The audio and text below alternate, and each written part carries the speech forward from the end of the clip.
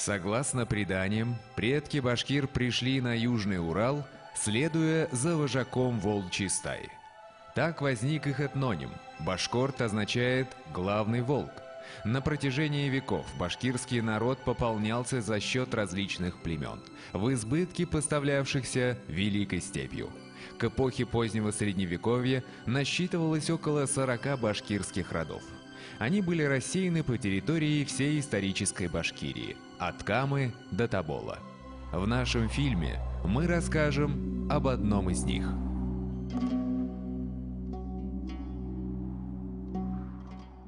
Западная часть Башкортостана несет на себе печать сложнейших этногенетических процессов, протекавших здесь, начиная с эпохи раннего Средневековья. Они внесли огромный вклад в формирование башкирского народа, поэтому западные башкиры имеют равноценный статус с восточными, как с точки зрения истории, так и с точки зрения этногенеза. Башкиры древнего рода кыргыз чересполосно с другими башкирскими родами проживают ныне в Краснокамском, Илишевском, Бакалинском, Шаранском, Туймазинском районах Республики Башкортостан. При слове «кыргыз» у большинства возникает ассоциация с современными кыргызами и Республикой Кыргызстан. Насколько обосновано такое сопоставление и какова история башкирских кыргызов? Обо всем этом вы узнаете из нашего фильма.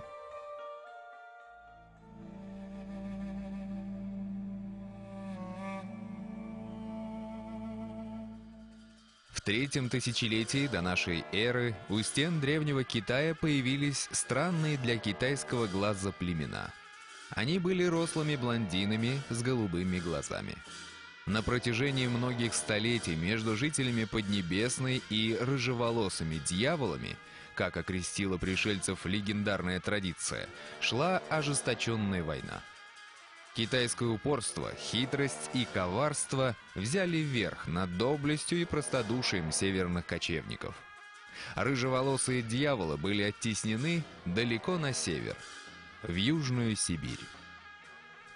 История большинства тюркских народов содержится в китайских хрониках и сочинениях. Все бы хорошо, да чтение китайских иероглифов не передает точного звучания этнонимов. Вот и приходится ученым разгадывать шарады, пытаясь выяснить, какой этноним кроется под тем или иным китайским термином.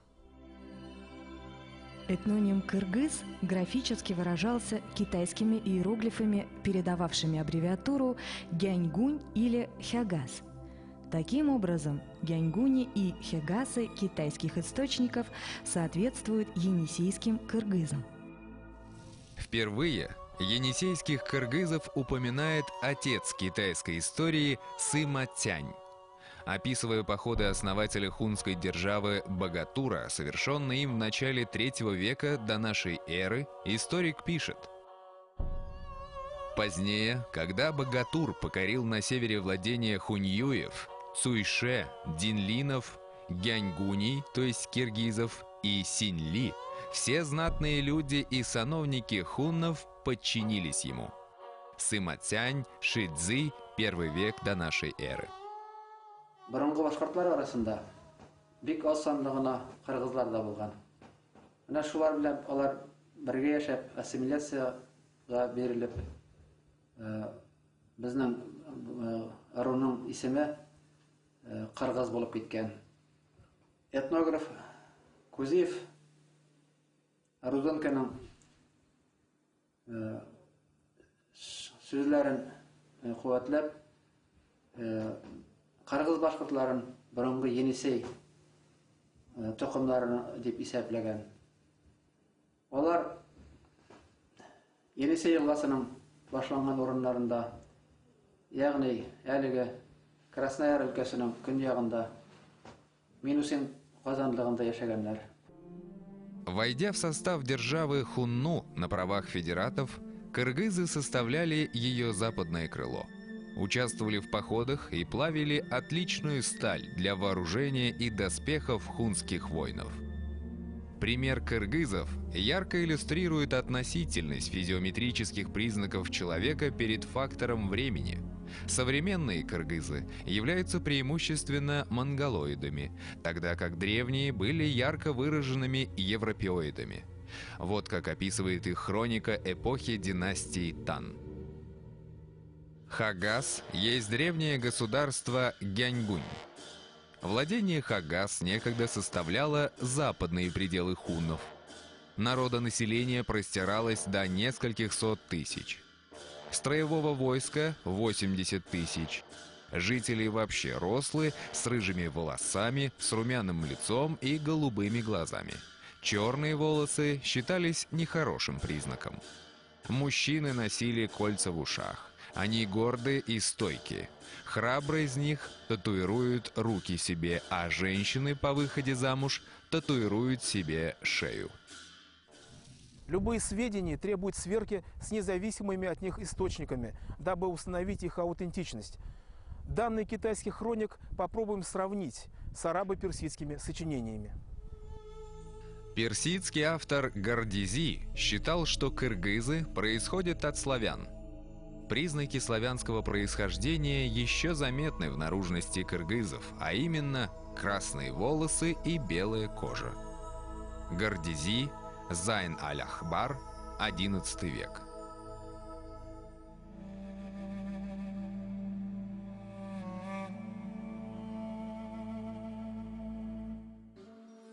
В VI веке на территории Евразии возникает тюркский каганат, просуществовавший до середины VIII века, в состав которого входили кыргызы и древние башкиры, представляющие собой в то время разные, хотя и родственные народы. Если о башкирах той поры имеется лишь отрывочное упоминание в хронике Суй-Шу, то о древних кыргызах сообщают десятки источников – китайских, тюркских, арабо-персидских и даже, собственно, кыргызских. Древние кыргызы не были бесписьменным народом, о чем свидетельствуют многочисленные надписи в честь героев в долинах Енисея и его притоков. Потомок барсов на земле людей. Я доблестью своей не насладился. Когда стрелял, то был героем я. Когда приобретал, был сильным я. Обычаи, заветы, чем я жил, пусть не исчезнут с гибелью моей. Печалься, мой народ, громя врагов. Я умер, о горе, но погиб в бою. Волк от волчат навеки отлетел. Не покидай нас, барс, о горе нам. Мы Атумай, мы беки испокон. Мы воинами были средь мужей. Барс, упомянутый в надписи у озера Алтын-Көл в Хакасии, по мнению некоторых ученых, соответствует историческому правителю енисейских кыргызов Барсбеку. Тотемом кыргызов был барс, поэтому Барсбек и назван потомком барсов. От чьих рук погиб в бою кыргызский Барсбек? Его история описана в древнетюркских надписях в честь героев на реке Архон на территории современной Монголии. Тюркский каганат со всех сторон был окружен врагами. С юга напирал Китай, с запада держава десятистрельных тюрок, с востока – кидани, с севера – кыргызы. Правитель тюркского каганата Ильтериш Каган, пытаясь заручиться поддержкой последних, выдает за Барсбека свою дочь и дарует ему титул Кагана, то есть признает кыргызского бека равным себе правителем. Памятник в честь Тоньюкука сообщает: «Каган народа Табгач был нашим врагом. Каган народа 10 стрел был нашим врагом. Но больше всего был нашим врагом кыргызский сильный Каган». Выдающийся тюркский полководец Кюль-Тегин выступил против Барс-Кагана и разбил его в жестоком сражении. Хан кыргызов был убит, о чем и рассказывает надпись близ озера Алтын-Көл в Хакасии. Например, на территории нынешней Хакасии притоком Енисея вот как раз является река Базы.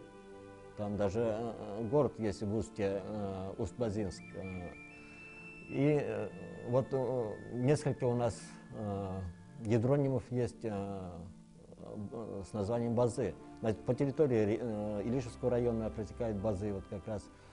Есть другие реки, Туал-База, Яу-База и так далее.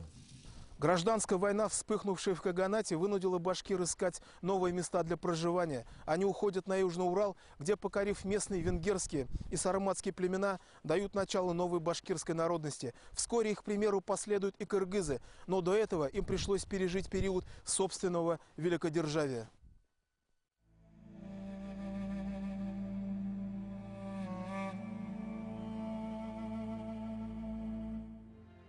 В середине VIII века на территории Центральной Азии возникает новое государство восточных тюрков – уйгурский каганат, который наряду с другими народами покорил и кыргызов. Однако владычество уйгуров было недолгим. Уже в начале следующего, IX века, кыргызы подняли восстание. И вот уже кыргызский каган пишет уйгурскому: «Твоя судьба закончилась. Я скоро возьму золотую твою орду, поставлю перед ней моего коня, водружу мое знамя. Если можешь со мной состязаться, приходи. Если не можешь, то скорее уходи». Война между уйгурским и кыргызским каганами продолжалась 20 лет. Наконец, в 840 году кыргызы внезапной атакой захватили столицу уйгурского каганата, город Каракорум, и разгромили остатки уйгурских войск. Начался период кыргызского великодержавия, эпоха кыргызского каганата. Период кыргызского великодержавия длился около 100 лет. В X веке монгольское племя Катай создает империю Ляо, и Катаи, предки современных башкир рода Катай, вытесняют кыргызов в родные для них долины Енисея, предгорья Саян и Алтая. Там кыргызы создают новое цветущее государство. На территории современных Тувы и Хакасии обнаружены развалины древних крепостей и городов. Одно из этих городищ, вероятно, когда-то было столицей кыргызского каганата, городом под названием Кемичкет. Кыргызский город Кемичкет упоминает персидское сочинение X века Худуд ал-Аллам. Кем – тюркское название Енисея. Кет или Кент – иранский термин, соответствующий русскому слову «город». Таким образом, название Кемичкет переводится как «город на Енисее». Кыргызы вели комплексное хозяйство. В отличие от других тюркских народов, у них было развитое земледелие. Хроника Таншу сообщает, что они сеяли проса, пшеницу и гималайский ячмень. Они пользовались не только сохами, но и сложными плугами с чугунными отвалами. На реках строили мельницы, в Северной Хакасии обнаружены сети древних каналов, остатки значительных ирригационных сооружений, дамб и плотин. Простые люди жили в деревянных избах, покрытых древесной корой. Чиновники, торговцы и ремесленники жили в городах. Знаменитый географ XII века Али-Дриси писал: «Все города кыргызов расположены на территории, пространство которой измеряется 3 днями пути. Их 4. Большие, окруженные стенами и фортификационными сооружениями и обитаемые трудолюбивыми, храбрыми и мужественными племенами».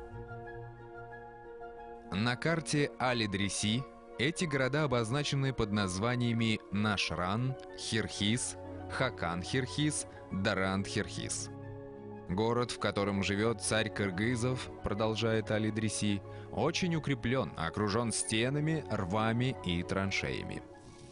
Держава кыргызов погибла в результате катастрофического нашествия монголов. Людские потери, утрата государственности привели к культурному регрессу.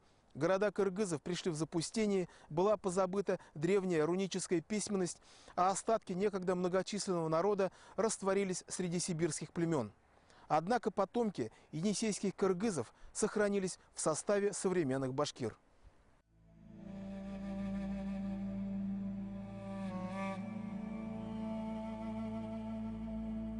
Кыргызская держава имела тесные торговые и политические связи с арабским халифатом, Китаем, Тибетом, соседними тюркскими государствами и народами, в том числе и с южноуральскими башкирами.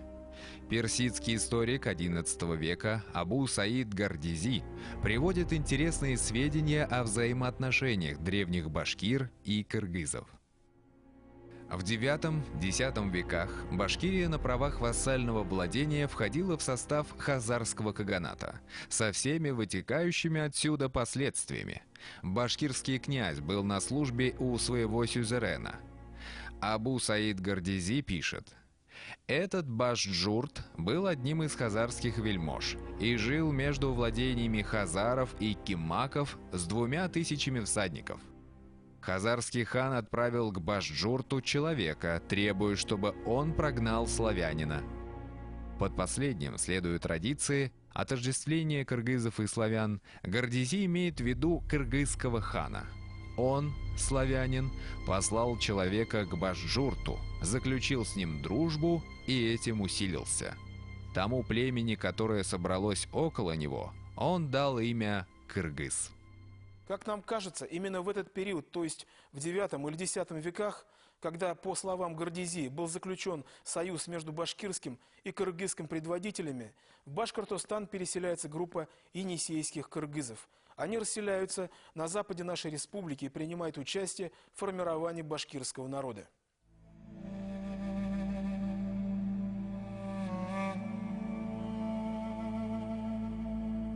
Илишевский район Башкортостана с точки зрения этнографии чрезвычайно интересен. Его населяют потомки в основном двух башкирских родов – Елан и Кыргыз. Башкирские киргизы являются потомками древних енисейских киргизов. Киргизы разделились на несколько ветвей. Вот одна часть ушла на нынешние современные Киргизии, другая часть в составе других тюркских племен ушла на запад, на территорию Южного Урала. В 1913 году в журнале «Шура» было опубликовано старинное шежере башкир-кыргызцев, где их родоначальников показан Карку-Тата, в других вариантах Кандыр или Калдар-бей. Его сын Ахмед-бей, его сын Мухаммед-бей, его сын Джана-бей, его сын Кушук-бей, который уже жил в деревне Старокиргизово Илишевского района. Его сыновья Акуш-бей и Кукуз-бей, сыновья последнего, Кылчан и Тануч Кукузевы, получили жалованную грамоту от царя Михаила Федоровича.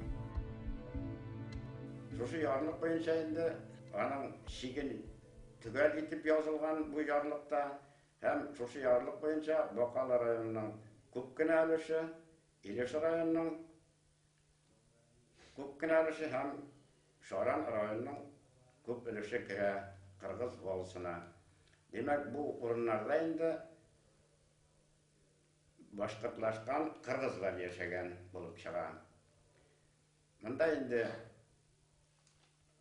ревизиялар бойынша есептегенде 47 ауыл қырғыз қабилесіне кірген ауылдар бар. Разночтение родоначальника имени башкирских кыргызов Кандар или Калдар-бия вызвано особенностью арабской графики. Вот форма Калдар. А вот форма Калдар. Как говорится, найдите разницу. Тем не менее, есть больше оснований доверять форме Калдар. И вот почему. В башкирском варианте Чингизнаме среди башкирских беев, присягавших Чингисхану, значится именно Калдар-бей, которому потрясатель вселенной сказал: «Калдар-бей, пусть твоим деревом будет сандал, птицей голубь, тамгой половник». Мы находимся в селе Старокиргизово. Именно это село является одним из древних и коренных поселений башкир племени кыргыз. Індәт түгел, түштә күрдем уны, язгы таңдың һыҙылып атҡанын, көмөрсөн ер булып, теҙелешеп, ҡыр ҡаҙҙары осоп ҡайтҡанын. В Старокиргизовской школе проходит урок, подготовленный к приезду нашей съемочной группы. Учащиеся декламируют стихи башкирских поэтов. Тул қатындар бейгенін 45-те, еңіл күнінде. О, ул бейеу, ул дауылы бейеу, көз алдымнан кетмей бүгінде. Но главное заключается в другом. Краеведение в нашей республике совершило гигантский шаг вперед. Изучаются и составляются не только шежере, родословные башкирских родов, отдельных деревень и фамилий, но и более частные вопросы. Когда и где первоначально закладывались основы сел и деревень? Чем занимались жители? Каков был их социальный статус? Бүгін біз бұнда мұны ата-бабаларыбыз қалдырған мирас, шәжәрелер турасында, ауылыбыздың тарихы турасында сөйләшергә йылдык, кадерле балалар. Иске Кыргыз авылы Илеш айында түгел, Гомон Башкортстанда иң борынгы авылларның берсе. Аның тарихы 17 гасырдан башлана. Вот население именно по левую сторону реки Менешты, Старомедведево я назвала, Новомедведево, Киргизово, это башкиры. Их называли особо башкирами или земельными башкирами, вотчинными башкирами, которые именно владели определенным количеством земель. Термин «асаба» происходит от арабского слова «асабия», что в переводе на русский означает «высокое сознание единства», «племенной дух», «патриотизм», «любовь ко всему родному». Асаба-башкиры – это башкиры-вотчинники, то есть землевладельцы, объединенные между собой общностью происхождения и социального статуса. История той части кыргызов, которая после падения кыргызского каганата вошла в состав башкир, мало известна. Есть разные мнения относительно времени их вхождения в состав башкирского народа.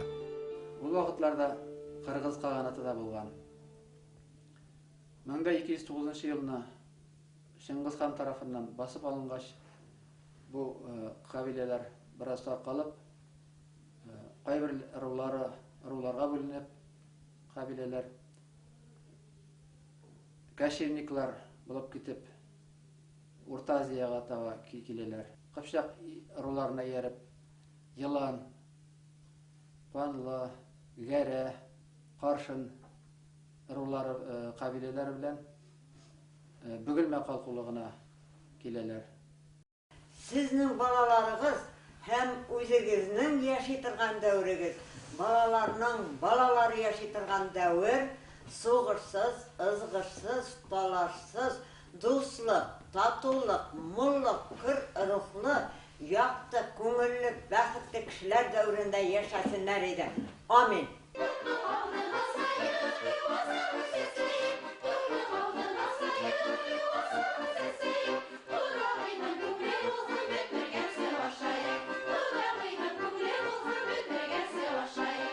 В селе Куктау Илишевского района проходит праздник Шежере-Байрам. Это не просто составление генеалогического древа, но и в первую очередь установление истины относительно собственной этнической принадлежности.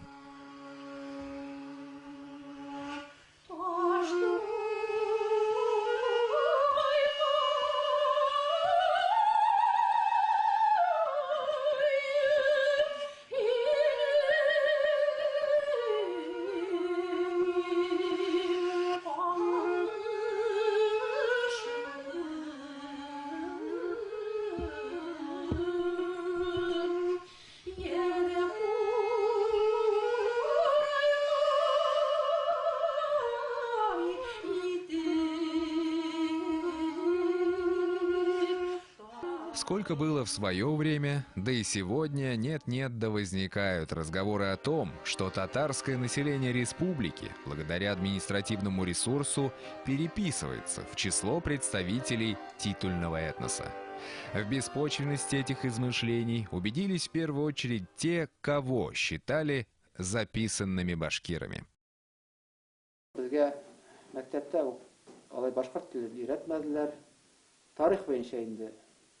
Біраз бұрынғы Рим, Греция тарихларын үйрендік. Рус тарихын біраз үйрендік бетінде. Өзіміздің шығышыны, өзіміздің тарихыны бізге мектепте оқытмадылар. Біздің Телебез ол татар белән башкорт арасында как бы килеп чыга. Но соңгы елларга ул нык татарлашкан инде. Татарлар ягына ассимиляция көчле булган. Аның 9 буыны бар. Мин сезгә 7-сенә сөйлим. 7-сенең беренчесе Габдрахман. Габдрахманның улы Сөлейман. Сөлейманның улы Габделгазиз. Менә Габделгазиздан безнең фамилияда чыккан Газизов. Менә безнең тирәдә инде чын башкорт телендә дә сөйләшмиләр. Һәм чын татар телендә дә түгел ул. Галимнәр дә фикер бар бит, галимнәрнең фикере көнбатыш башкортларының үзләренең диалектикасы бар дип. Безнең менә үзебезнең диалектика бар. Безгә башкортча уку тимәде. Китаплар тоже бит инде татарча. Бу вопрос 20-нче елларда Башкириядә күтәрелгән булган, Башкортстанда, Уфада, республика күләмендә. Аны укытырга именно менә западный, северо-западный башкири айрым диалект итеп алып, айрым китаплар чыгарып, айрым укытучылар укытып, шул тәртиптә укытырга дип уйлаганнар, ләкин ул тормышка ашмый калган. К башкирскому роду кыргыз относятся следующие селения: Мушта, Уртаул и Новотатышево Краснокамского района. В Илишевском районе это Старокиргизово, Старо- и Новомедведево, Старотатышево, Илишево, Исанбаево, Иштиряково, Старо- и Новокуктау, Карабашево, Урметово, Тупеево, Шаметово и Ябалаково. В Бакалинском районе башкиры-кыргызцы живут в селениях Токтагулово, Старое Новокатаево, Старое Новокуручево, Куруч-Каран, Старокуяново, Устюмово. В Шаранском районе Кыргызской волости принадлежали села и деревни Нижнезаитово, Кугарчи-Буляк, Барсуково, Чикан-Тамак, Нижние Ташлы. В Туймазинском районе потомки башкир-кыргызцев населяют деревни Аблаево, Тукмак-Каран, Бятки. Безнең башкортлар, кыргыз башкортлары, алар чын башкортлар. Краснокамский районының бераз җирләрен иченә ала, Илеш районының, Бакалы районының, Шаран, Туймаз районының. Монда Мысы Башкортстан Республикасы буенча. Шуннан соң чыгып китә Волос җирләре күрше Татарстан Республикасына. Анда Баулы районы, Әлмәт районы, Азнакай районнары һәм төньякта инде Актаныш районының җирләре бераз чире алып торган. Бөтенесе шушы районнар içinde 55ләп авыл безнең кыргыз ыры башкортлары авылы булып тора. С 3 века до нашей эры, когда племя кыргыз впервые появляется на страницах китайских хроник, до наших дней прошло более 2200 лет, в течение которых у кыргызов были взлеты и падения, периоды великодержавия, чужеземного ига, миграции в поисках новой родины, поочередно сменяли друг друга. На то она история. Она хороша для тех, у кого она есть, смешна для тех, у кого ее нет, и бесполезна для тех, кто ее не помнит. История является для нас воспоминанием, о котором мы не только знаем, но и в котором корни нашей жизни. История – это основа, однажды заложенная, связь с которой мы сохраняем, если хотим не бесследно исчезнуть, а внести свой вклад в бытие человека, писал немецкий философ Карл Ясперс. Ныне восстановленная история башкир-кыргызов, как нам кажется, является именно той основой, которая позволит представителям этого древнего рода сохраниться на лике земли.